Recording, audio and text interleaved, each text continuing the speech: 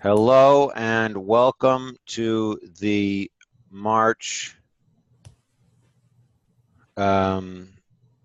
February end of the month office hours. We're going to be talking about Scrivener today.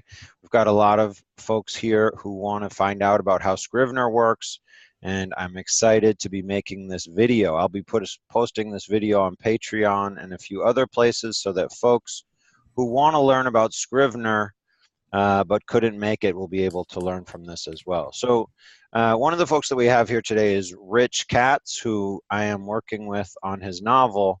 And we're going to sort of start out by looking to bring how to bring elements of his novel into Scrivener and basically start out the program there.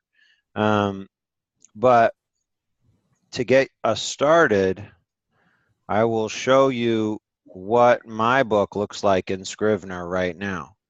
So you guys should be able to see a Scrivener screen here, right? Right.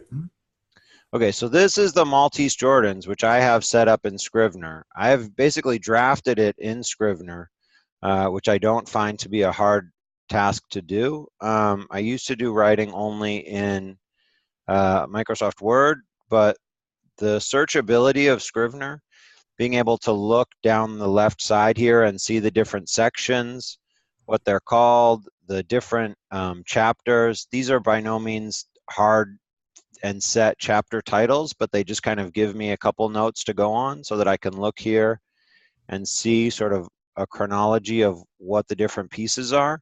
And if I want to find something, I can just navigate to it. So to me, this is really key, being able to scroll up and down in the novel, find different parts. I don't want to reveal too many spoilers about what happens at the end of the Maltese Jordan, so I'm going to linger towards the top. But you know, being able to look at these and then you know, I can do things like compile this whole thing and turn it into a an EPUB book or a Kindle book, or I can compile parts of it and put it to Microsoft Word. Very easy to do this kind of stuff.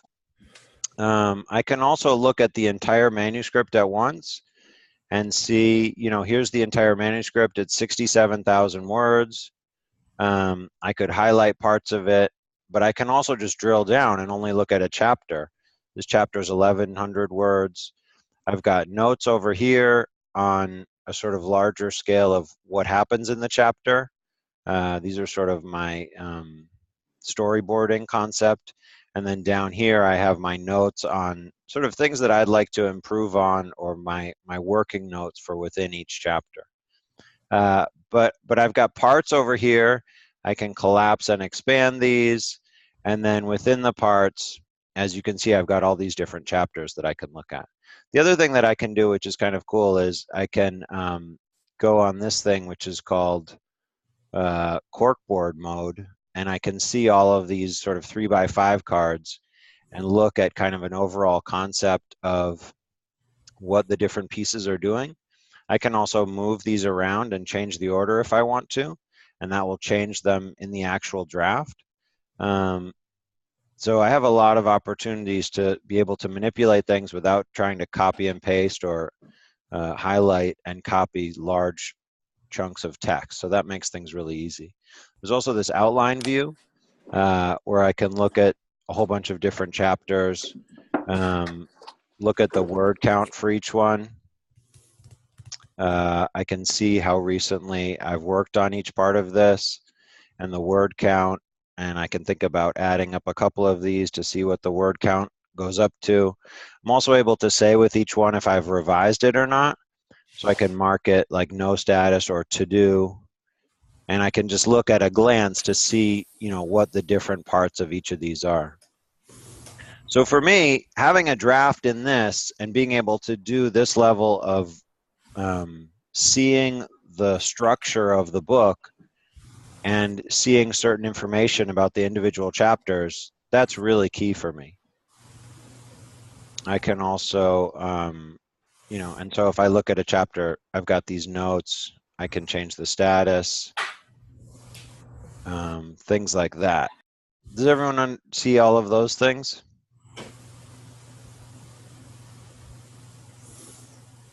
Any questions about any of these? Yeah, Seth, where do you get the little synopsis under each title in the corkboard view there? So that's just going to pull from, so I put the titles up here, Yeah, and that gets copied here and here. And then the synopsis just gets pulled from this little area over here. So if I make a new, let's say I want to make a new chapter. So it starts out untitled, and then I'll just put test chapter. And then over here, I can put putting this in for Harley's question.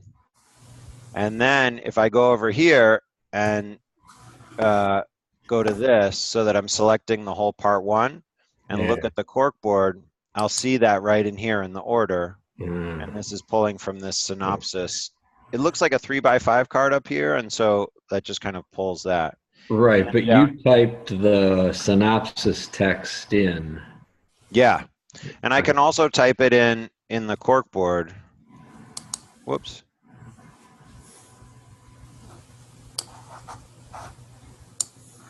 Oh, maybe I can't type it in the corkboard. I have to type it in over here. I was just wondering if you typed the chapter, if the program would pull some text from it for The program will not pull text from it. If I wanted to like copy something and put it in here, then I could do that.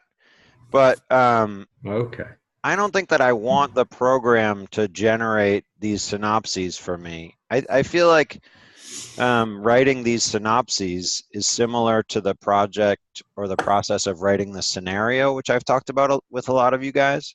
And so just to kind of distill what happens in each chapter, often I'll do that after writing a first draft, or as I'm going, I'll just go in and write what happened in each one. And sort of the process of really distilling these down, just to put the bullet points of what happens, I think is a good part of the process of writing. It helps me get my head around what's going on. But to be honest with you guys, I use this stuff over here, just the really brief chapter titles, for navigation and looking at the structure more than I use this stuff or the corkboards.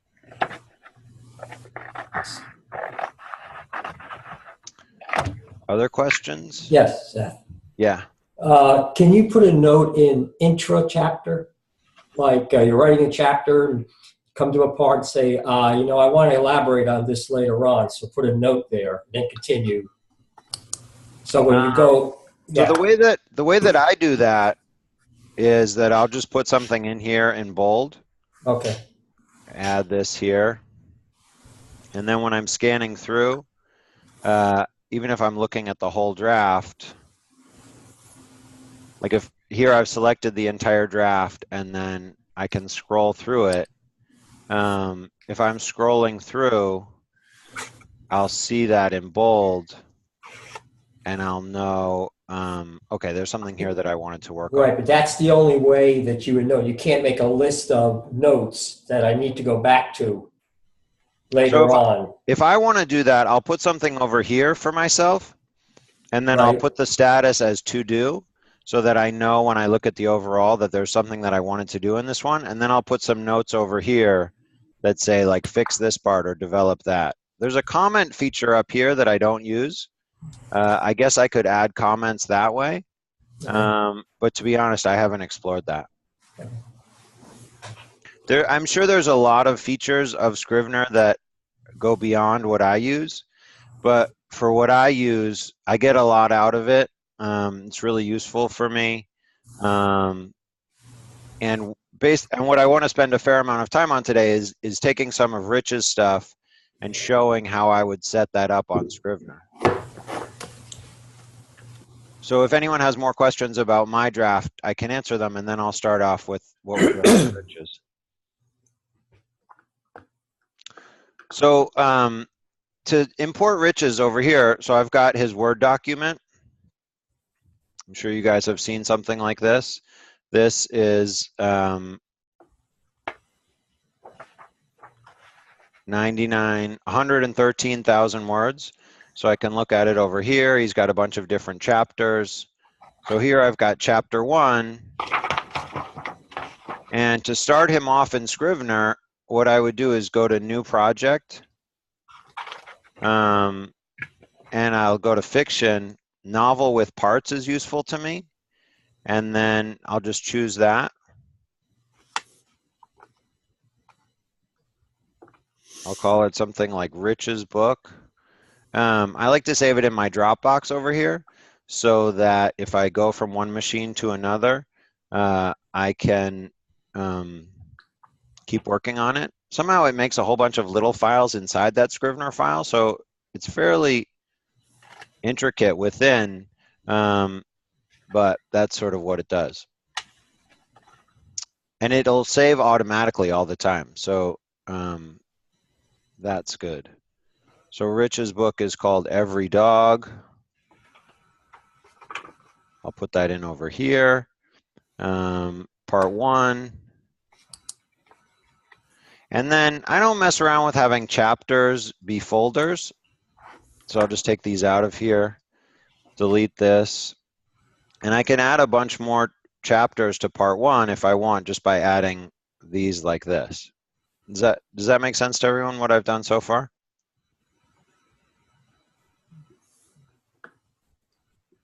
So I've set it up where I've got one part with a bunch of chapters and then part 2 with a bunch of chapters. The other things that I think are useful are additional places to add notes down here, front matter, information about characters, research.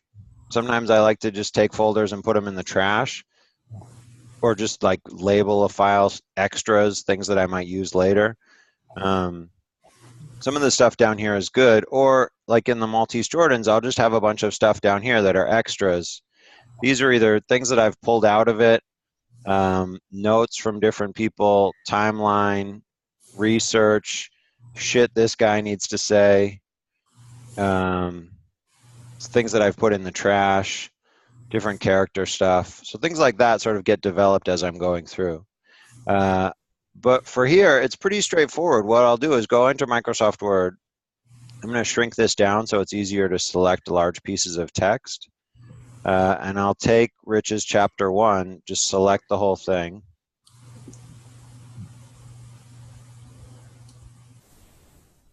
It's a whopping 7 pages. Copy it just by hitting Command C. And then I'll just drop it in here. I can mess with the font or something like that. Maybe I want it to be in 14-point font. I don't know how this is going to look on the share screen, but one of the things that Scrivener does, which is kind of cool, is I can switch it to like typewriter mode, where everything goes black except for the screen that I'm working on. You can change the width of this. Yeah. Why don't you like chapters? What do you mean?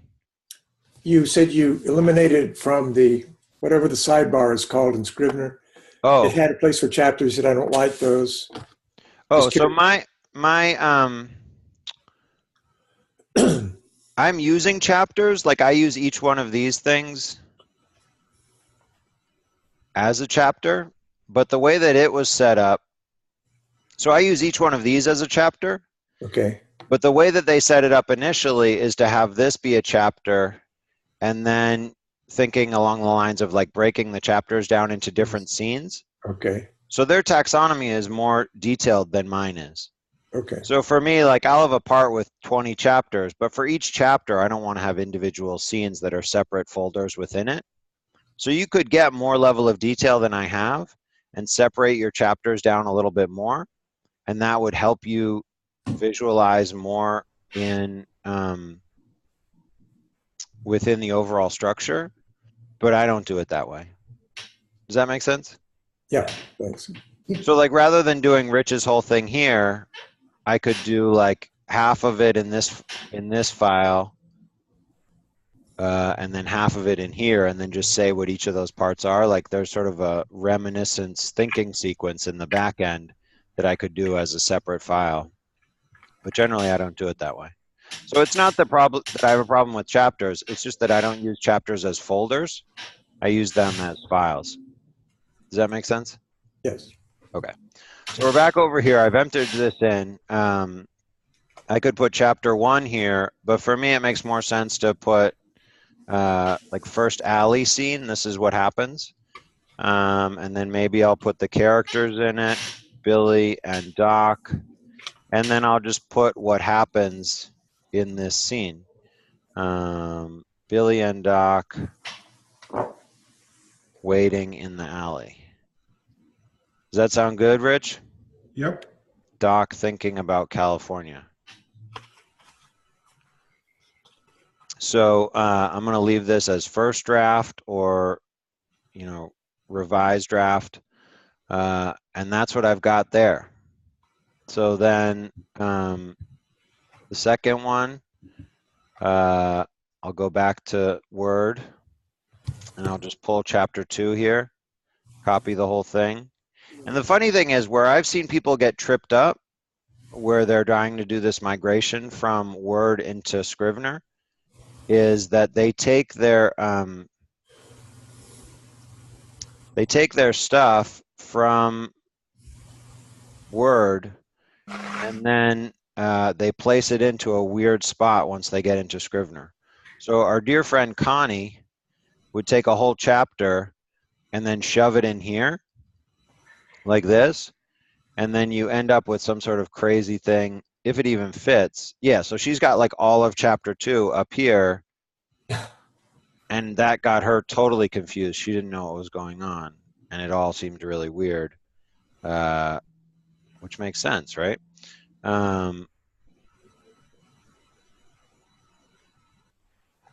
But so you want to put it here, or some people will wind up putting it here, and you don't want to do that either. So you put it here in the main document folder, and then you can add chapter 2, backstory on Tiffany and Heist. And then over here you could add things like point of view, Tiffany, 2 weeks before. This is what happened. And then maybe down here I would add a note like, this should come later, consider moving. And then, so the advantage is if I write like 5 chapters and then realize that this backstory thing needs to come somewhere else, I can just pick up the whole thing and drop it down here. I don't have to copy and paste the whole block of text again. I can just move this around completely.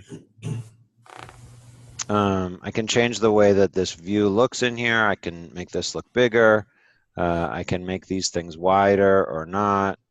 Lots of different things there. I can get rid of this. And then if I look at all of part 1, I can go to the corkboard thing. I can go to the outline. And this is sort of how I use the basic components of Scrivener. And, you know, to go forward with converting Rich's draft in, I would just keep taking chapters. And I actually like this as a concept. If you've written your draft in Microsoft Word, I like it as a concept of going through the process of taking each chapter and pasting it in, because like you guys do when I ask you to write a scenario, this will force you to figure out what's happening in every chapter and then write a really quick bullet point of it here. The mugging. And then a longer version of it here. Billy and Doc beat up Teddy in the alley. And so as you're building this, you can really see Maybe like 5. what things are looking like as you start building it. And as you're down here in chapter 20 or something, if you need to find out what happened back in the alley, you don't have to do like a giant version of scrolling around in Microsoft Word, scroll and read to find a scene. You can just go over here, look at it right away, pull it in, find the chapter, go right through it. So that's sort of the basics of how I pull stuff in there. And then from there, you know, I can just write new chapters in each part. I can add new parts or new chapters. There's lots of different things that I can do.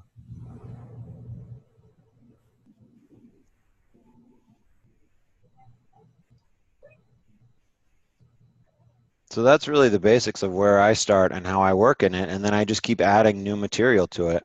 And eventually I have something like this.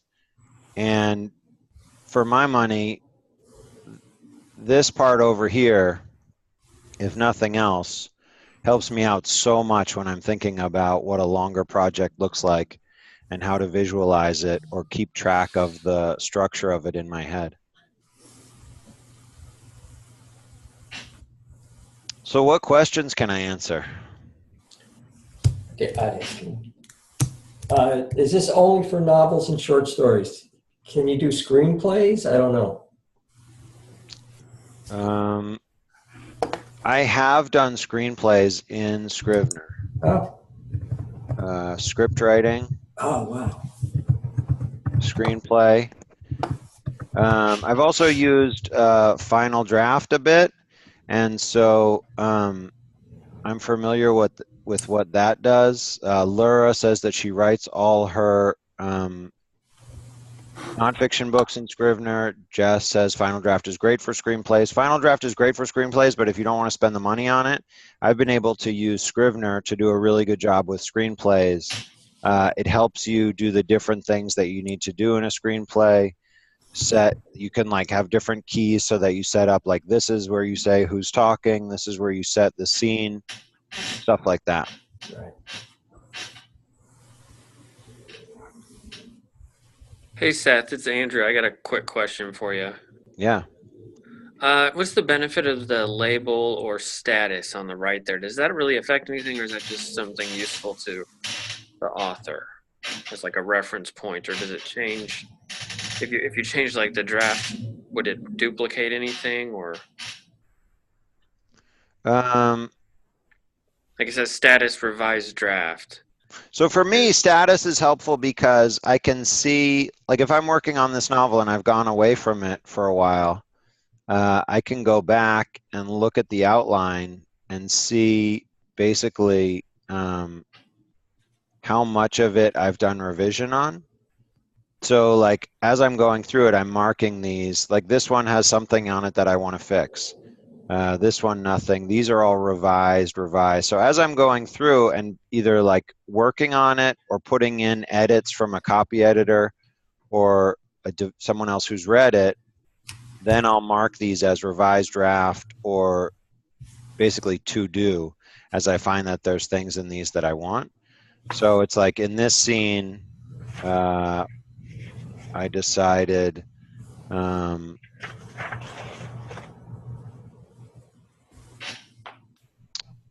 one is that? So in this one, I have, questions for me. Like, do I want to cut this easy part out? Something about YouTubing one of Jordan's old games. So there's things here that I'm asking myself that I might want to do. So I use the status part. Label I don't use a lot. But basically, I think these are useful to set up for notes for yourself.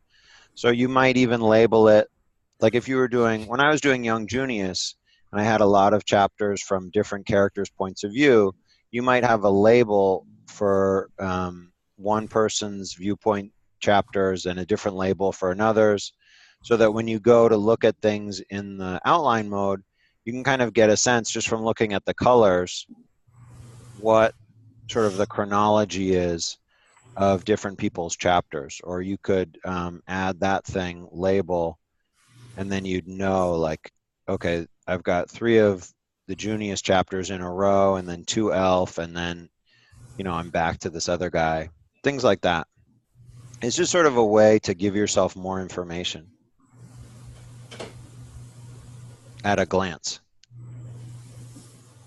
So if I was just putting these in, I don't know how Rich feels about this, but I would start this off with like, this is a first draft, that's a first draft, or if it's not a first draft and he's bringing it in, he's revised it a couple times, which I know he has, then he'll put them in as revised. But then eventually, when you really feel done with it, you could say final draft. And so as you're going through looking at all the ones, eventually you'd be able to see which ones are final draft, which ones aren't. For the question that Don asked, when I start putting things in with boldface in brackets, so I don't lose any of those, I might label ones with that in there as to do, just so that if I look down the whole list, I can see which ones have things that I still need to work on. Wow, good to see everybody here. Nell in Florida, Boysen in Massachusetts, Andrew in sunny Wichita. Wonderful that you guys are here. What else can I answer about Scrivener? Hopefully this is helpful. When I started, it didn't work on the iOS platform. Now it does. How much can you do on your iPhone? Well, I would never use Scrivener on my iPhone. Well, if you Yeah. dictated text into it, couldn't you? I wouldn't. I don't want to mess around with the writing stuff. Like, if I'm working on a novel, generally I want to be at home in my spot doing it. And for my laptop, I like being able to use Scrivener if I'm traveling or if I'm in a coffee shop or something like that and I want to do rereads. But the most that I would do on iOS, which is really recent, that Scrivener's come over to that. I should also mention that everything I'm doing today is in Scrivener 2, and Scrivener 3 has come out recently and has a few changes to it. I don't think there's anything super significant that should be different than this. If there is, let me know, and I can answer questions about how it's different. I'll probably get 3 pretty soon now. But I would never want to mess with my novel without a keyboard. That's how I am. And so if I was using it with an iPad that had a keyboard, I might go down that road with Scrivener, but that's my level of comfort with iOS and novel writing. When I had I had an iPad a number of years ago, and I ditched it to go to a laptop specifically so that I could have Scrivener on my little MacBook Air when I was traveling, and I never got another iPad after that. No. So when you're maybe the penultimate stage before you put the chapters in, if you're working on a chapter and you've kind of made little bits of changes, how do you save every single iteration, or at one point you just say, oh, forget it, this is my master draft, as you're working on one chapter? Does that make sense? Yeah, that's a good question, because in Microsoft Word, I would save a whole bunch of different drafts and say, like, this is this is version 1, this is version 2, this is version 3, this is version 4, and then I could go back and toggle. In Scrivener, it's a little bit different because all of the saving is automatic, and it really focuses on one big version of your file, so you're not going to have a lot of different ones. There is a thing that you can do here called snapshot. Take snapshots of selected documents. Take titled snapshots of selected. So show changes. I think you can start to do this thing where you take snapshots of different things. If I look at the Maltese Jordans, have I taken any snapshots? Show changes. No, I haven't taken any snapshots, I suppose. There's other documents that I've taken snapshots on. Maybe I have. So I took a snapshot on the 3rd of July, 2014, and that was, yeah, something different. I don't know too much about the answer there.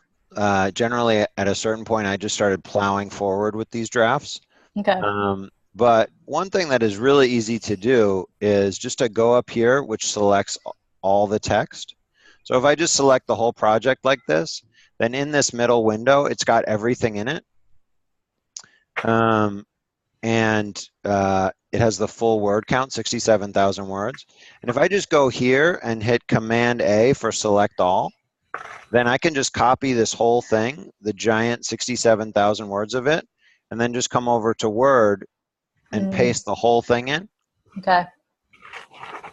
And so that way I might use Word to save a draft of it here and there from time to time, but only because I haven't explored these snapshots too well.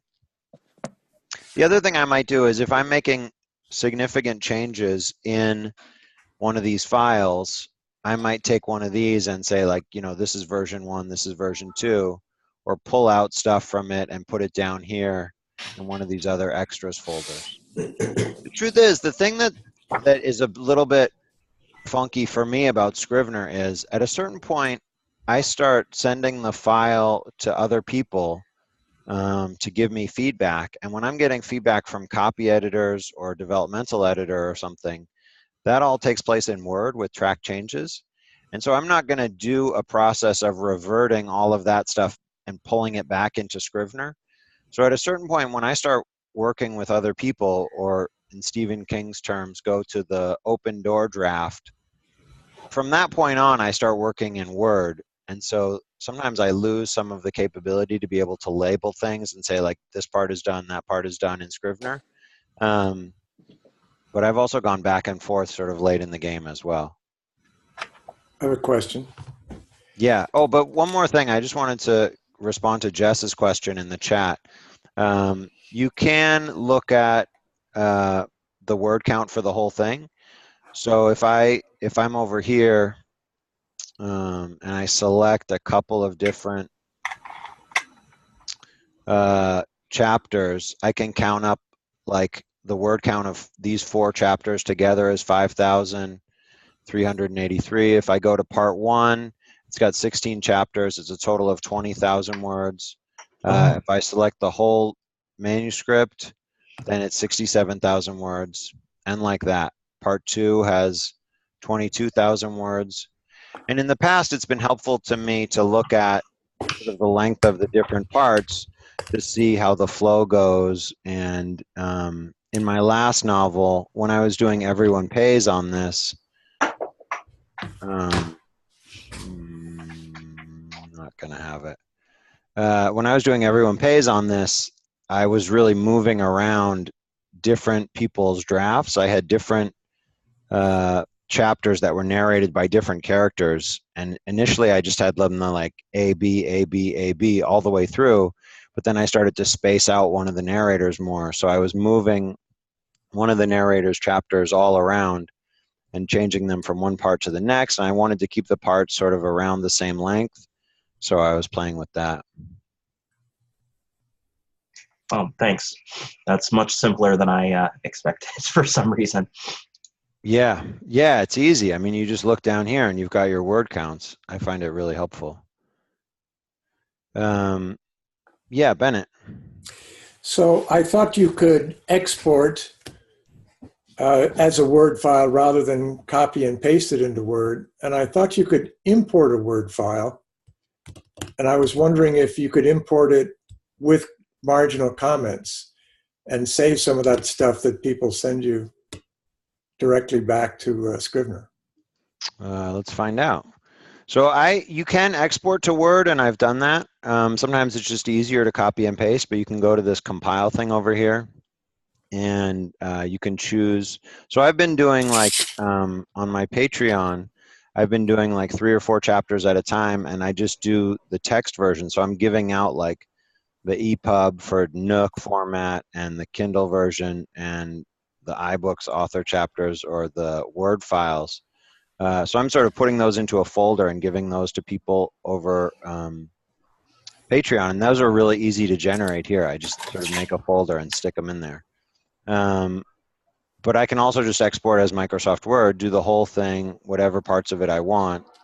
And you just sort of select over here what parts you want to do. As far as importing from Microsoft Word, this is something that I've never messed around with. So I can't really speak to that. But if we tried it with Rich's file, I have no idea what that would look like. We can see. Sections are separated by, yeah, so I don't know what Rich is using to separate his sections. What's that? I'm using a hashtag. But for your chapters, you don't have a hashtag, do you? Oh, no, I'm sorry. That's just my sections. Yeah. Yeah. So I don't know what it would look like. It seems like there is some functionality there that you could work off of, but I haven't explored it. I think it's useful to, yeah, I mean, it would probably be useful to do a fast import like that, and maybe I could do that in Microsoft Word with edits from a copy editor. I just feel more comfortable at this point using track changes in Word because I'm familiar with those. I don't know what the Scrivener capability is in track changes. Basically, Scrivener is stuff, I use Scrivener for stuff that I'm doing completely on my own. And then when I start to interact with other people about a manuscript, I go over to Word because that's more, I just don't want other people messing around in my Scrivener, man. But I like showing it off to folks in a thing like this. But yeah, I mean, it seems like there's some capability there that one could explore and see what it does. And I feel like when you're manually bringing that stuff in, it's a good opportunity to give you awareness about your draft, particularly once you've finished a rough draft. So I might, as I said, I might fill out all those little note card sections after I've finished a rough draft just to kind of figure out what the book looks like. Similar to the Coke essay that I've given many of you guys. Good. I have a one of my people that I'm working with, way before she started working with me, tried to import a giant novel into Scrivener and somehow lost 20,000 words of her novel. So, if nothing else, this this seminar should be able to help you avoid that. I don't know how she did it. She also has been able to make some sort of structural chapter heading series in Microsoft Word. But I'm on a Mac and I have an older version of Word, so I'm not able to do that.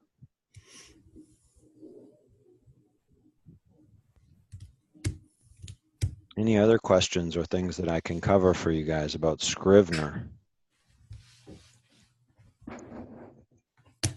A caution to avoid the oh shit moment, which comes when you've taken your laptop to the coffee shop and you go to open Scrivener and you forgot to close it on your desktop at home and you can't work on it. So always close and save your work on the computer you're on so you can open it next time from another computer. Yeah. So the weird thing about Scrivener is that if you have it open on your laptop and you go to open it on your desktop, this window will come up that says this is open on another machine. You can't open it, or you can only open it as a copy.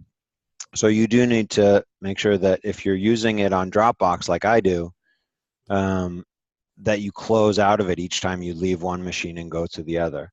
But you know, usually I'm able to call home and say, hey, can you turn off that program on this computer? So I can work on it here. But yeah, there is an oh shit moment if you start messing around and then you get different drafts. Okay. You've been there? Yeah. I think the workaround for that is, you know, if I'm just going to work on one chapter or something, I might just I might just copy that chapter into Word and then paste it back in when I go back to the other computer. Because you can open it as a copy, you just can't like start saving over it. But yeah, you want to avoid messing with that at all. But Scrivener makes it really clear if you're about to head down that road and won't let you do it unless you really get aggressive and go in there and start messing with things. So if you're writing nonfiction or even a short story, I think this is really helpful to get you looking at the different pieces of it separately, thinking about or letting yourself know what stage each of those pieces is in. First draft, revised, outline form. And it just gives you a lot of different ways to look at the piece that you're writing. You know, before I was using Scrivener, I would use Microsoft Word and take a big piece of butcher paper and write down all the different chapter pieces and the structure and the outline of it. There's a lot of different things that you can do. Some people put different colored Post-its all over their wall with different chapters. But I find that Scrivener, using that outline feature and the other things, Really gives you a lot of ways to look at your draft, and the longer your writing project is, the harder it is to keep the whole of it in your head. So you really need extra tools to help you move around in it and see what the landscape looks like and what the structure really is. It felt a little weird when I started writing in Scrivener, because Scrivener purposely doesn't have a lot of the things that Microsoft Word has, where it'll kind of edit you or do grammar check on the fly. It's a lot more like using a typewriter. Like it's not gonna like autocorrect your words as you're going. You may or may not enjoy that. It makes me have to focus more and make sure that I'm typing things the right way. But you know, another option, if you really like your autocorrect, is just to write your chapters in Word and then bring them into Scrivener one at a time. You might be able to enable autocorrect now in Scrivener, I'm not sure. The text you showed us had some highlighted words that were misspelled. How did that get there? It did? Which one? California, or IE, or whatever. In Rich's or mine? Oh, yeah. Whatever you showed us. Yeah, it's got Ralphie underlined. I don't know. Maybe I'm talking out my ass. But I know that if I'm typing something,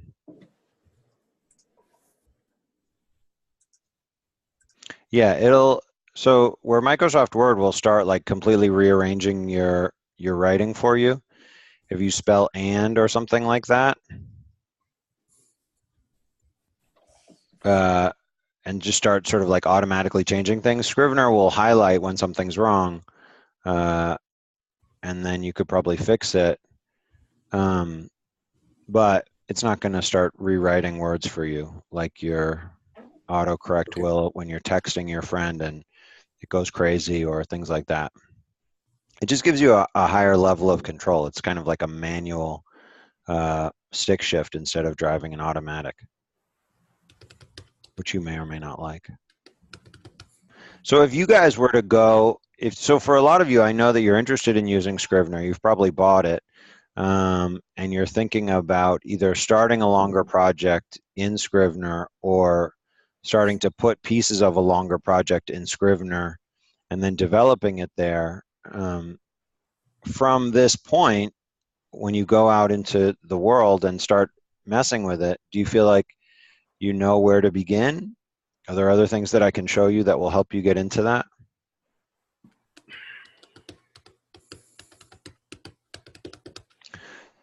The new project setup where you go in and start a new project, it gives you a ton of options, and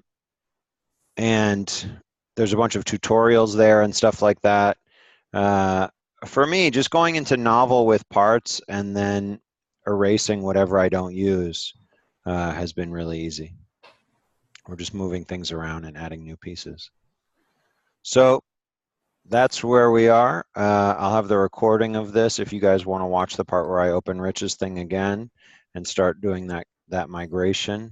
But yeah, any other questions, I'm happy to answer.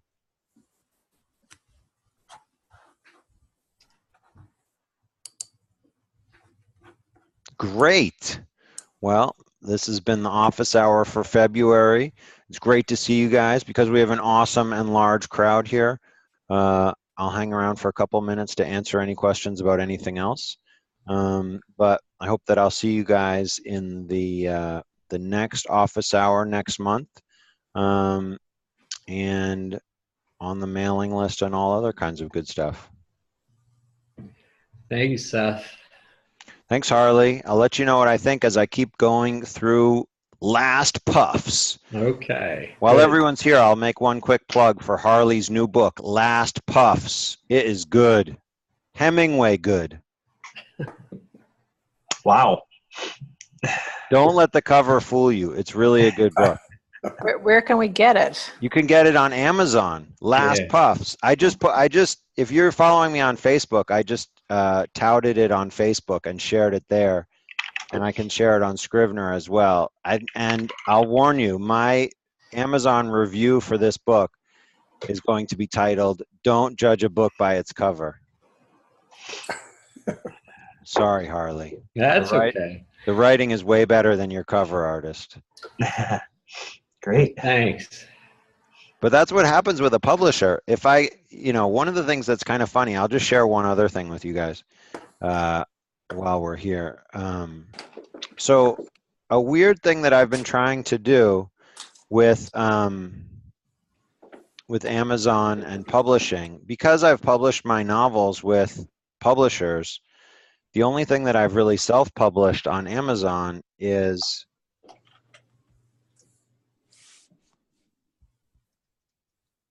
my short story collections. And so that's the only thing that I can use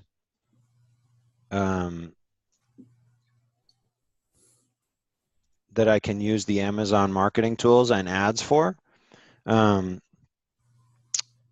so if I look on Amazon, at some point I did the cover for my story collection myself, and I kind of like it. But since I'm messing around with my Amazon ads, I'm wondering if I could do better for a cover. So here's what I've done. This is the cover for so here is a sponsored ad that I'm running, and if I click on this link, it'll make me pay like 10 cents or something. But here's the cover for my book. For the paperback, I did the cover where it's like really clear and you can actually see the stuff in it.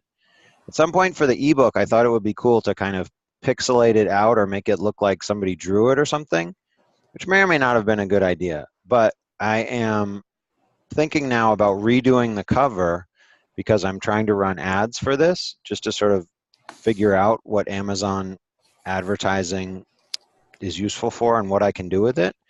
So I've gone to this website called 99 Designs, and I put up $199 for someone to make a new cover for my book. And all these covers started coming in, and some of them I might even like. I like this one with the cassette tape on it. I've got this one. There's a million different covers coming in. And at some point I will pick one, and that person will get $200, or they won't if I don't like any of them. And, this one's not bad. And so basically I'm going to buy a cover for the story collection from these guys and put it up there. This one's not bad. Did you tell them what the book was about? I did. Yeah, I was wondering that too. How did they come up with that without reading the book? Or did they read? I mean, they didn't read the book, did they? So there's this thing where I filled out this brief.